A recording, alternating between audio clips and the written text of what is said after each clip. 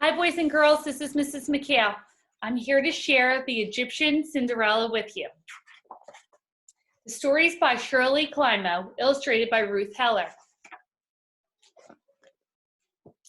Long ago, in the land of Egypt, where the green Nile River widens to meet the blue sea, there lived a maiden named Rodolphus. Where she was still a small child, Rodolphus had been stolen by pirates. She was snatched from her home in Greece, taken across the sea to Egypt, and there sold as a slave. Like the Egyptian servant girls, Rodolphus went to the water's edge each day to wash clothes or to gather the reeds that grew along the riverbank. But Rodolphus looked different than the Egyptian girls. Their eyes were brown and hers were green. Their hair hung straight to their shoulders, while the breeze blew hers into tangles. Their skin glowed like copper, but her pale skin burned red beneath the sun. That was how she got her name. For Rodolphus meant rosy cheeks in Greek. Rosy Rodolphus, scolded the servant girl, hissing her name between their teeth. Rodolphus pretended not to hear, but she blushed rosier than ever. Although her master was kind, he was old and liked to doze beneath the fig tree. He seldom heard the servant girls tease Rodolphus. He never saw them ordering her about. Hurry, Rodolphus, they would shout at her. The geese are in the garden eating up the onions. Mend my rope. I'm hungry, Rodolphus. Bake the bread. Rodolphus always hurried to do their bidings, for the Egyptian girls were household servants, and she was only a slave.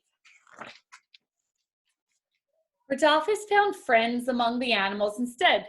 Birds ate crumbs from her hands. She coaxed a monkey to sit upon her shoulders and charmed a hippopotamus with her songs. It would raise its huge head from the muddy water and prick its small ears to listen. Sometimes when her chores were done and the day was cool, Rodolphus would dance for her animal companions. She twirled so lightly that her tiny bare feet scarcely touched the ground. One evening, her master awakened to see her dance. No goddess is more nimble, he called out. Such a gift deserves reward. He tugged his chin whiskers, thinking, and then declared, You shall go barefoot no longer.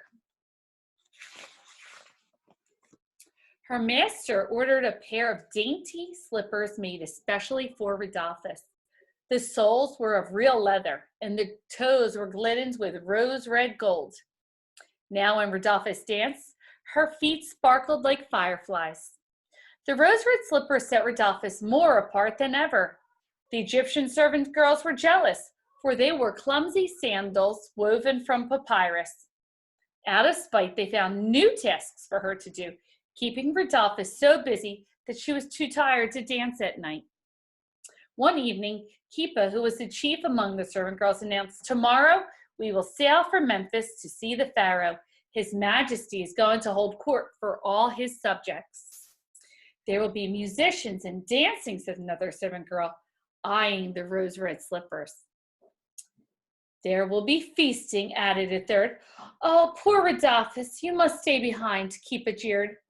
You have linens to wash and grains to grind and the garden to weed. The next morning, just as the sun was climbing into the sky, Rodolphus followed the servant girls to the riverbank. Climo wore a necklace of blue beads. Bracelets jingled on the wrists of the second.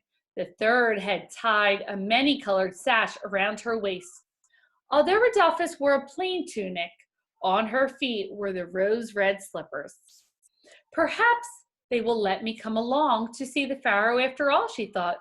But the three servant girls poked their raft around their bends in the river without giving Rodolphus a backward glance.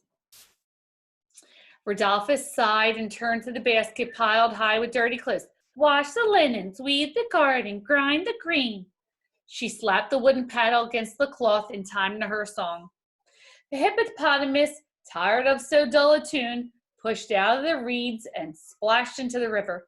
Shame, cried Rodolphus, shaking her paddle. You splattered mud on my beautiful slippers.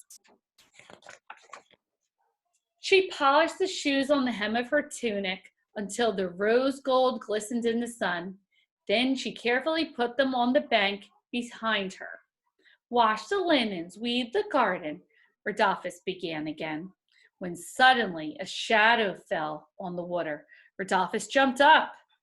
A great falcon, the symbol of the god Horus, circled in the sky with wings spread so wide that they blotted out the sun.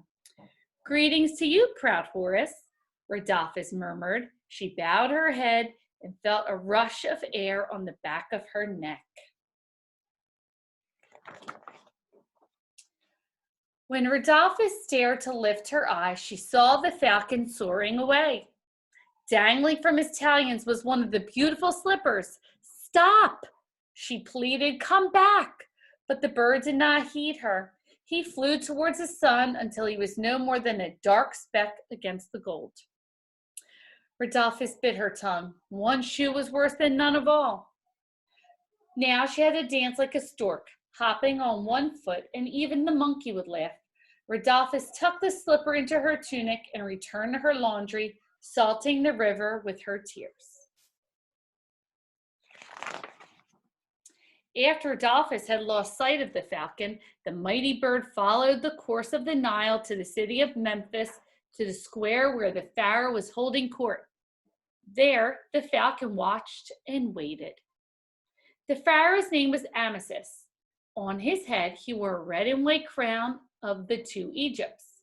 The double crown was heavy and pinched his ears. He preferred driving his chariot fast as the wind was sitting on the throne. Amasis yawned. At that very moment, the falcon dropped the rose-red slipper in his lap. The slipper was so bright that Amasis thought it was a scrape of the sun. Then he saw the falcon wheeling overhead.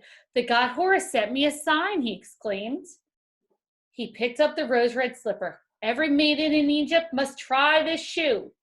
She whose foot it fits shall be my queen. That is the will of the gods. Amasis dismissed the court, called for his chariot, and began his search at once. When the Egyptian servant girls arrived in Memphis, they found the throne empty and the streets deserted. They were so angry on their return that even seeing Rodolphus without her rose-red slipper did not please them. Slaves are better off barefoot, snapped Keepa. The pharaoh journeyed to distant cities. He tracked the desert where pharaohs and pyramids towered over the sand, and he climbed the steep cliffs where falcons nest.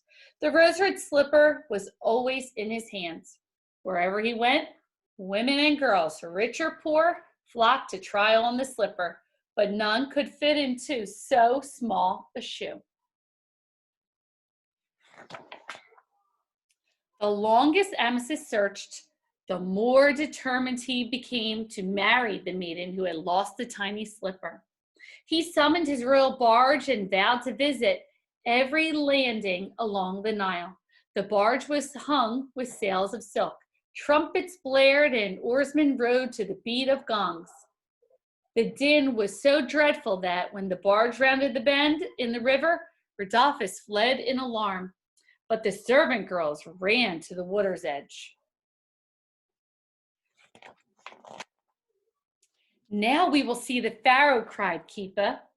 Amasis held up the rose-red slipper. Whoever can wear this shoe shall be my queen. The servant girls knew that shoe and knew its owner too. Yet they clapped their hands over their mouths and said nothing. If one of them could wear it. First Keepa, then the others tried to put on the slipper. Each cramped her foot and curled her toes and squeezed until tears ran down her cheeks. Still, her heel hung over. Enough, said Amasis wearily. He would have to set sail again had he not chanced to see Rodolphus peering through the rushes.